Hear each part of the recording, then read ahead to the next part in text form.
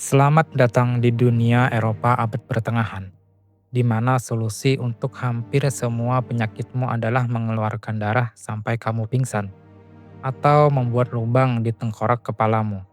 Ya, dunia medis pada masa abad pertengahan mungkin terdengar aneh dan mengerikan. Namun, bukan berarti mereka adalah manusia barbar. Di balik semua itu, masyarakat abad pertengahan sebenarnya sedang melakukan sesuatu yang sangat manusiawi, yaitu berusaha memahami penderitaan dan mencari cara untuk bertahan hidup dengan segala kemampuan yang ada pada saat itu. Saat itu dunia medis tidak sepenuhnya stagnan, tetapi berkembang dalam konteks yang sangat berbeda dibandingkan dengan era modern.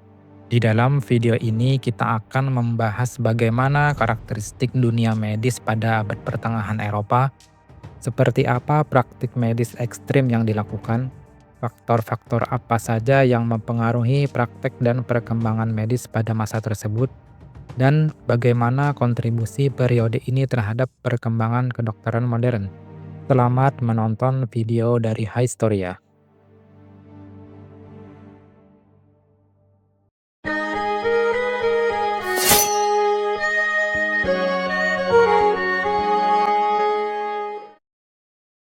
Bagaimana orang abad pertengahan memahami penyakit?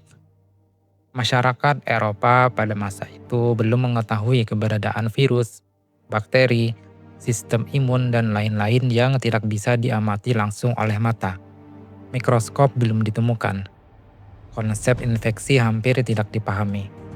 Dasar utama praktek pengobatan saat itu berasal dari teori kuno yang dikembangkan oleh dua tokoh besar dari dunia klasik, yaitu Hippocrates dan kemudian disempurnakan oleh Galen.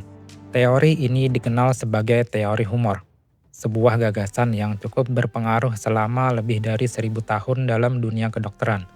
Menurut teori tersebut, tubuh manusia dianggap terdiri dari 4 cairan utama yang disebut humor. Keempat cairan itu adalah darah, empedu kuning, empedu hitam, dan lendir. Masing-masing cairan dipercaya memiliki sifat tertentu. Misalnya, darah dianggap hangat dan lembab. Empedu kuning bersifat panas dan kering. Empedu hitam dingin dan kering, sementara lendir dianggap dingin dan lembab. Ketika keempat unsur tersebut seimbang, maka seseorang dinyatakan sehat. Hadirnya penyakit berarti telah terjadi ketidakseimbangan. Orang yang terlalu banyak darah diyakini mudah marah atau panas. Kelebihan empedu hitam dianggap menyebabkan kemurungan atau depresi. Akibatnya, pengobatan sebenarnya hanya berfokus untuk mengembalikan keseimbangan 4 unsur cairan tersebut. Jika seseorang demam, dokter mungkin menyimpulkan tubuh terlalu panas dan perlu dikurangi melalui pengeluaran darah. Jika pasien lesu, makanan tertentu diberikan untuk mengubah komposisi humor tubuh. Praktek ini tetap bertahan dan dipercaya selama lebih dari 1000 tahun. Selain teori humor, agama juga mempengaruhi pemahaman terhadap penyakit. Tubuh dan jiwa dianggap tidak terpisahkan. Banyak orang percaya penyakit adalah hukuman atas dosa, ujian dari Tuhan, hingga serangan oleh kekuatan jahat. Karena itu penyembuhan tidak hanya dilakukan dengan obat, tetapi juga pertobatan, doa, ziarah, dan relik suci. Gereja dan dunia pengobatan. Ketika membayangkan rumah sakit pada abad pertengahan, gambaran yang muncul mungkin berbeda jauh dari rumah sakit modern. Pada masa itu, salah satu tempat terpenting untuk merawat orang sakit justru berada di lingkungan keagamaan. Biara menjadi pusat penting bagi penyimpanan ilmu pengetahuan. Para biarawan menyalin manuskrip kuno yang berisi ajaran medis atau pengobatan dari masa Yunani dan Romawi. Tanpa upaya mereka, sebagian pengetahuan tersebut mungkin akan hilang. Selain menjaga naskah, banyak biara juga merawat orang sakit dan pelancong yang membutuhkan pertolongan berbekal ilmu pengetahuan yang mereka dapatkan. Di sekitar biara sering terdapat kebun tanaman obat. Berbagai tumbuhan dibudidayakan karena dipercaya memiliki khasiat penyembuhan.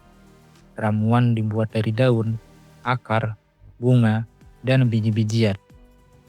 Bagi masyarakat abad pertengahan, Penyembuhan melalui tanaman dan penyembuhan spiritual tidak dipandang bertentangan.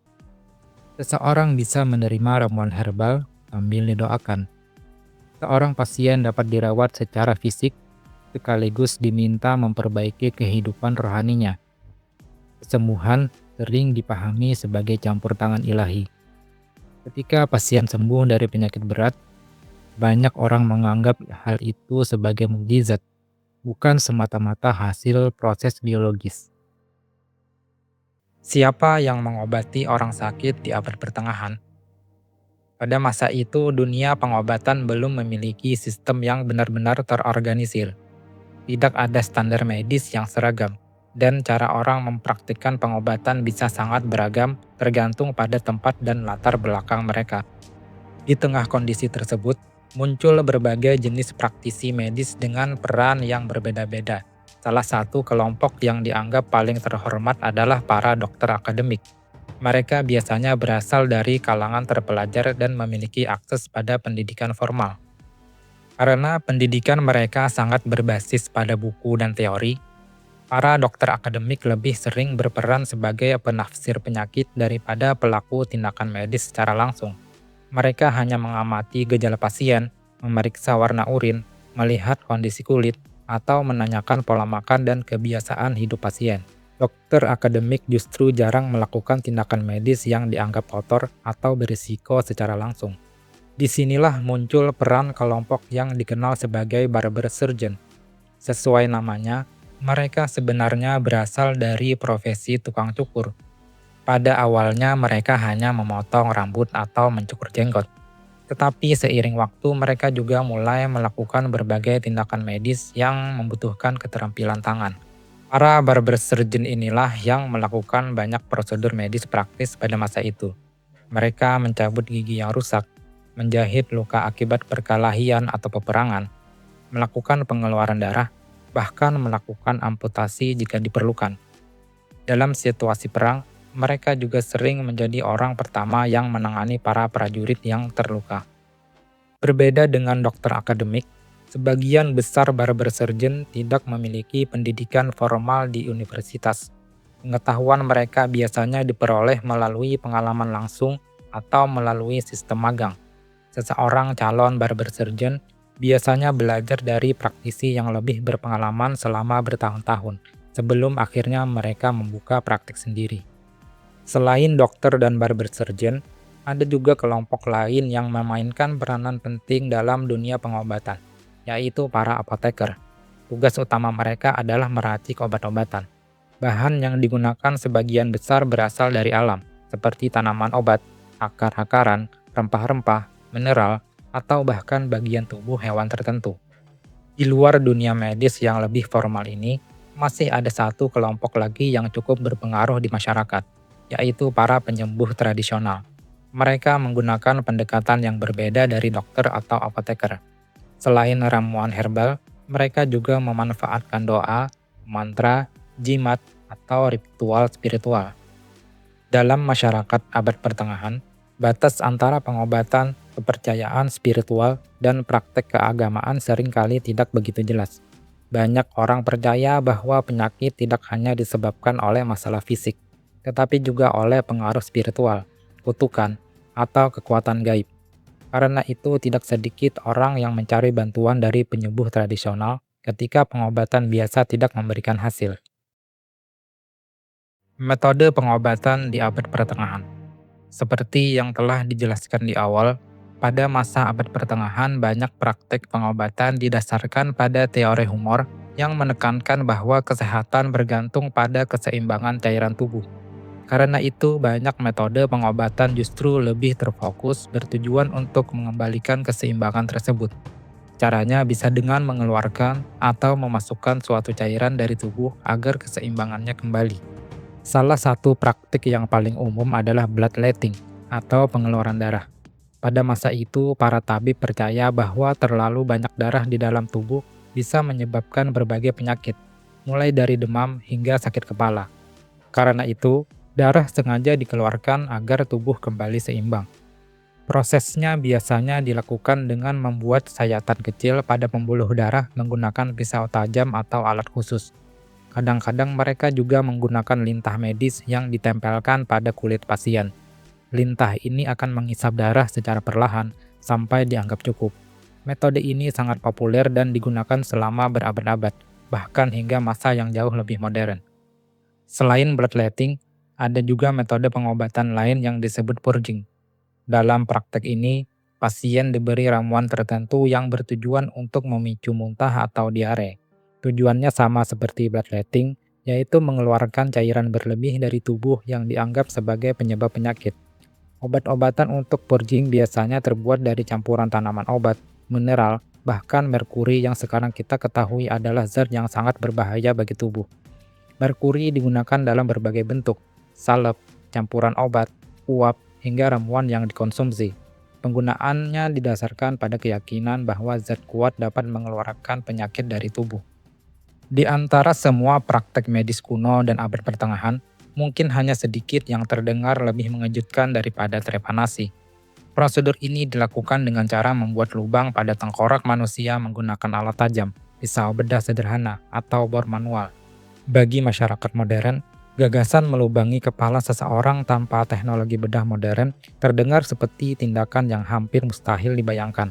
Namun praktik ini sebenarnya telah ada jauh sebelum abad pertengahan dan dalam berbagai bentuk tetap dikenal di sejumlah wilayah Eropa selama periode tersebut. Pada masa itu, sakit kepala kronis, kejang, perubahan perilaku, hingga gangguan yang sekarang mungkin dikenali sebagai penyakit neurologis atau psikologis dipahami dengan cara yang berbeda. Sebagian orang percaya penderitaan tersebut disebabkan oleh tekanan di dalam kepala. Sebagian lain mengaitkannya dengan gangguan roh jahat atau kekuatan yang tidak terlihat. Dalam pemahaman seperti itu, membuat lubang pada tengkorak dianggap dapat memberi jalan keluar bagi sesuatu yang menyebabkan penyakit. Amputasi adalah tindakan medis yang jauh lebih ekstrim, terutama ketika berhubungan dengan luka serius atau penyakit berat. Amputasi sering dilakukan pada prajurit yang terluka di medan perang, terutama jika luka tersebut sudah membusuk parah dan berisiko menyebar ke seluruh tubuh. Yang mengejutkan bagi kita sekarang, prosedur seperti ini dilakukan tanpa anestesi modern.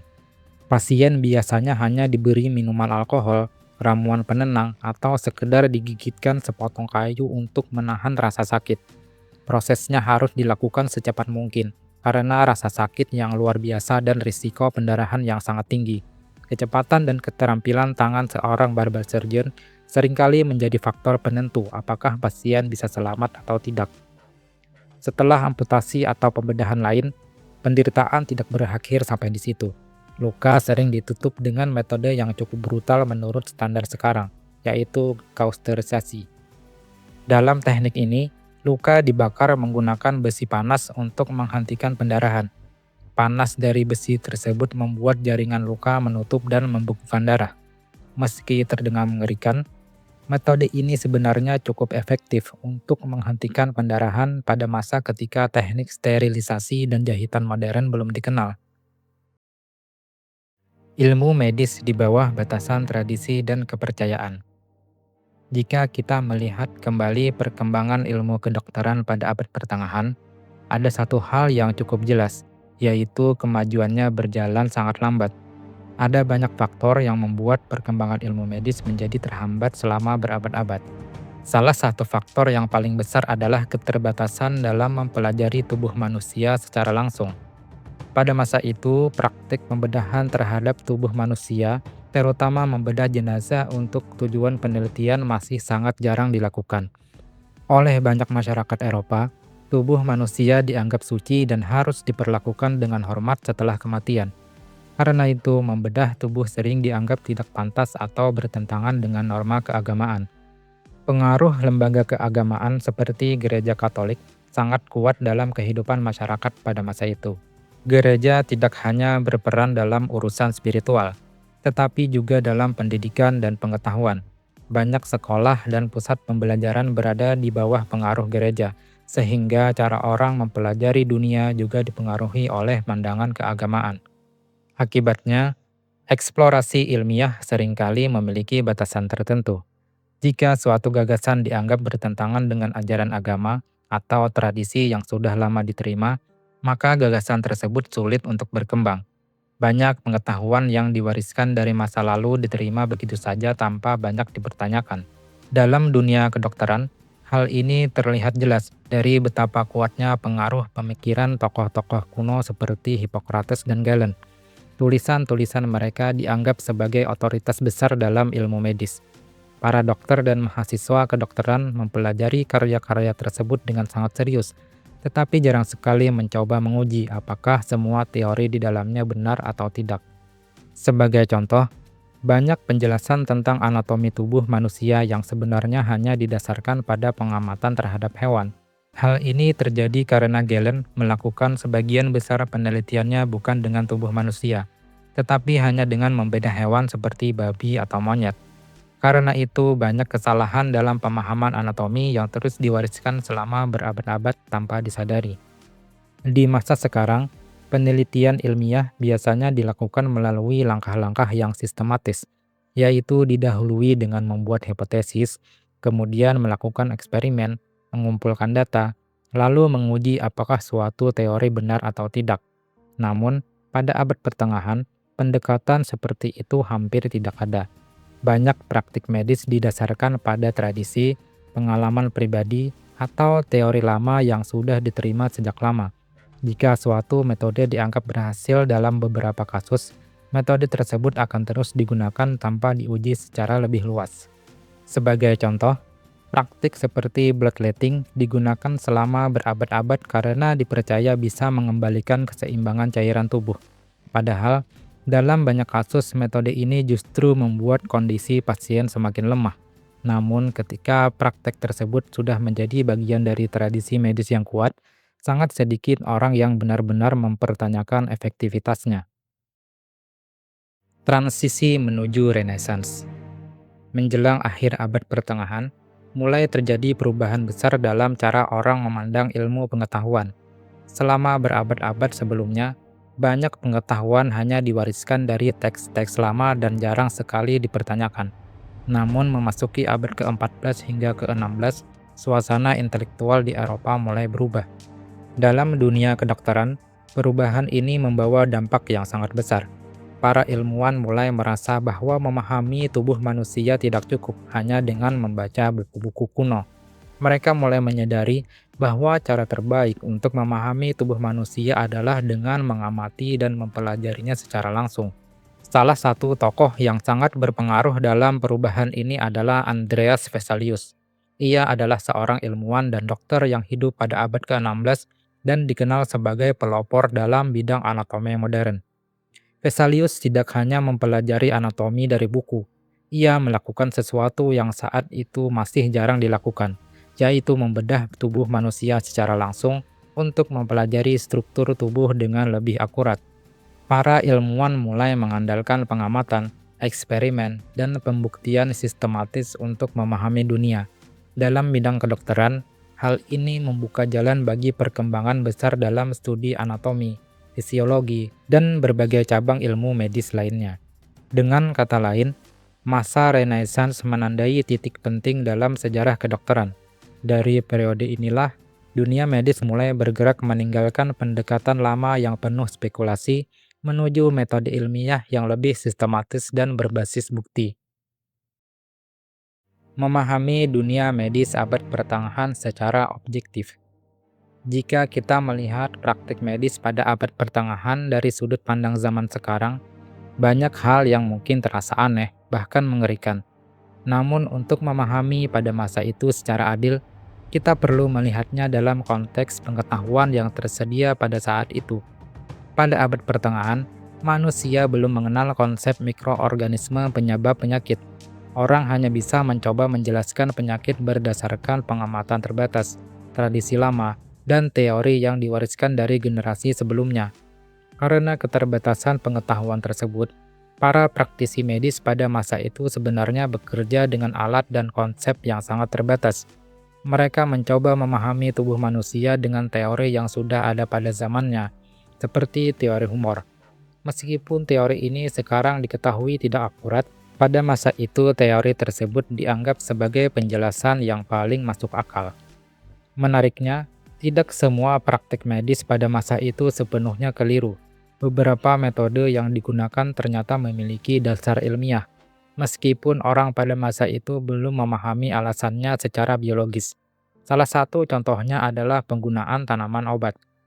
Banyak ramuan herbal yang digunakan oleh tabib atau apoteker abad pertengahan sebenarnya memiliki kandungan kimia yang memang bisa memberikan efek pada tubuh.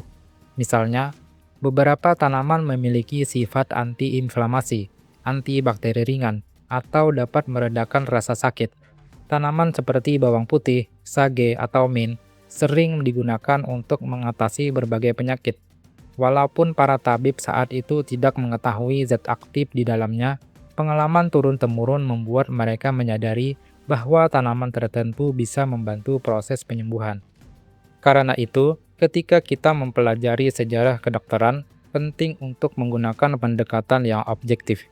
Kita tidak bisa langsung menilai masa lalu hanya dengan standar ilmu pengetahuan yang kita miliki sekarang. Dalam kajian sejarah, ada istilah yang disebut presentisme. Istilah ini merujuk pada kecenderungan untuk menilai peristiwa masa lalu dengan nilai dan standar masa kini. Jika kita tidak berhati-hati, kita bisa dengan mudah menganggap orang-orang di masa lalu sebagai tidak rasional atau tidak kompeten. Padahal mereka sebenarnya hanya bekerja dengan pengetahuan terbaik yang mereka miliki pada zamannya. Dengan memahami konteks sejarahnya, kita bisa melihat bahwa praktik medis pada abad pertengahan adalah bagian dari perjalanan panjang manusia dalam memahami tubuh dan penyakit. Banyak metode yang akhirnya ditinggalkan, tetapi pengalaman tersebut tetap menjadi bagian penting dari proses belajar umat manusia. Dari kesalahan, percobaan, dan pengamatan yang terjadi selama berabad-abad, ilmu kedokteran perlahan berkembang menuju pendekatan yang lebih ilmiah.